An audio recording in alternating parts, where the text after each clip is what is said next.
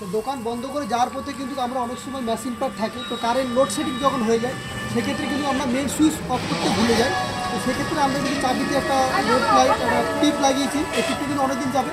আমি সারাটা পুরো একবার দেখাচ্ছি পুরো দোকানটা।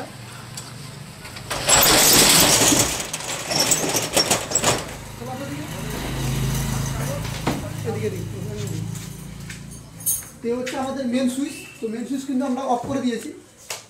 এখন জাম্পার তুলেছি, এবার মেশিন পার্টগুলো অটো অন করে দেখো। এই সমস্ত মেশিন পার্ট দেখো, সমস্ত মেশিন পার্ট কিন্তু লাইন দেওয়া রয়েছে। বা অনেক সময় কি হয়, তো লোডশেডিং হয়ে গেলে কিন্তু আমরা ভুল করে কিন্তু লক করে শাটার লক করে কিন্তু দোকানে বা ঘরে চলে যাই। তো সেই ক্ষেত্রে কিন্তু আমি এখানে একটা চাবিতে কিন্তু রেড লাইট একটা টিপ লাগিয়েছি, বা এই টিপের দাম কিন্তু 5 টাকা পাতা।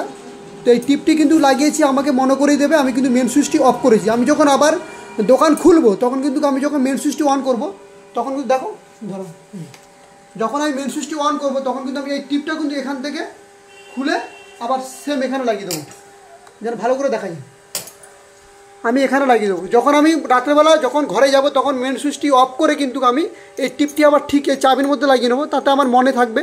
বা শাটার যখন লক করব তখন আমি রাত্রেবেলা ঘরে গিয়ে নিশ্চিন্ত ঘুমাতে পারবো, এই কারণে যে আমার এখানে রেড লাইটের টিপ রয়েছে বা আমি মেন সুইচটি অফ করেছি।